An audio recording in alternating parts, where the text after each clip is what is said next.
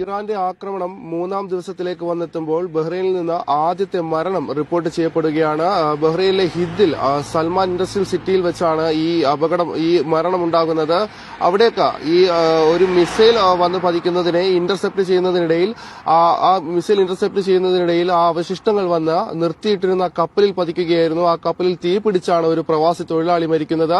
ആ കപ്പലിലുണ്ടായിരുന്ന മറ്റ് 2 പേർക്ക് കൂടി ഗുരുതരമായി പരിക്കേറ്റിട്ടുണ്ട്. അവരെ സംഭവസ്ഥലത്ത് ആ കപ്പലിൽ നിന്ന് ആശുപത്രിയിലേക്ക് മാറ്റി തീവ്രപരിചരണ വിഭാഗത്തിലേക്ക് മാറ്റിയിട്ടുണ്ട്.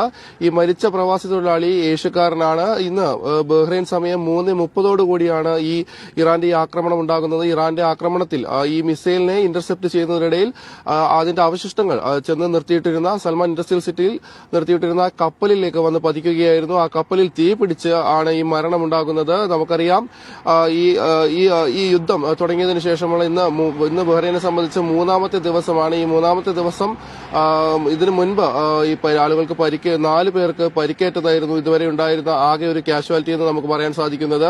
അതിലേക്ക് വരുമ്പോൾ ഇന്ന് ആദ്യത്തെ മരണം റിപ്പോർട്ട് ചെയ്യപ്പെടുകയാണ്. ഇന്ന് 3:30 സംഭവിച്ച ഈ ആക്രമണത്തിലാണ് ഈ മിസൈലിന്റെ അവശിഷ്ടങ്ങൾ വന്ന് കപ്പലിൽ പതിക്കുകയും ആ കപ്പലിന് തീ പിടിക്കുകയും ചെയ്ത് അങ്ങനെ ഒരു സങ്കടകരമായ വാർത്തയാണ് ഈ നിമിഷത്തിൽ പങ്കുവയ്ക്കാനുള്ളത്. ഇതിന് അല്പസമയം മുൻപ്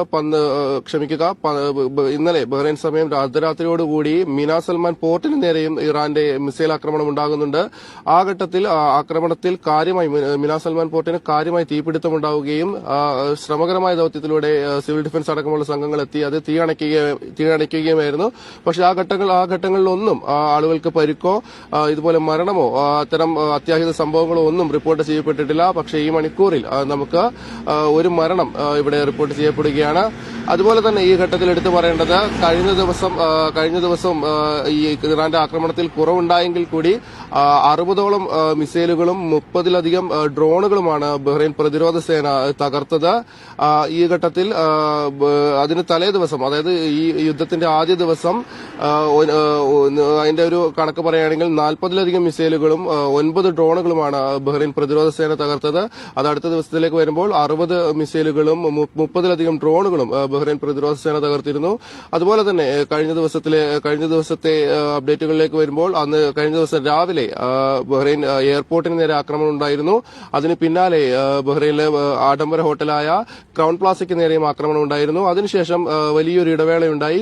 ഇടയ്ക്ക് വാർണിംഗ് സൈറനുകൾ മുഴങ്ങുന്നുണ്ടായിരുന്നു. അപ്പോഴൊക്കെയും ഈ ആകാശത്ത് വെച്ച ഇറാന്റെ മിസൈലുകൾ ബഹ്റൈൻ പ്രതിരോധ സേന ഇന്റർസെപ്റ്റ് ചെയ്യുന്നുണ്ടായിരുന്നു. അതുകൊണ്ട് തന്നെ ആ ഘട്ടങ്ങളിലൊന്നും ഈ മിസൈലുകൾ ലക്ഷ്യസ്ഥാനത്ത് എത്തിയിരുന്നില്ല. അതുകൊണ്ട് തന്നെയാണ് വലിയ അപകടങ്ങൾ ഒഴിവായത്. എന്നാൽ അടുത്ത 3ാം ദിവസത്തെ ഇന്നത്തേക്ക് കടക്കുമ്പോഴാണ് ഇങ്ങനെ ഒരു ദുഃഖകരമായ സംഭവം ഉണ്ടാകുന്നത്. ഒരു പ്രവാസി തൊഴിലാളി ബഹ്റൈനിലെ ഒരു വിദേശ കപ്പലിൽ ജോലി ചെയ്തിരുന്ന ഒരു പ്രവാസി തൊഴിലാളി ഈ ഒരു ആക്രമണത്തിന്റെ ഭാഗമായി കൊല്ലപ്പെടുകയാണ് ഉണ്ടായത്. ദിവ്യ.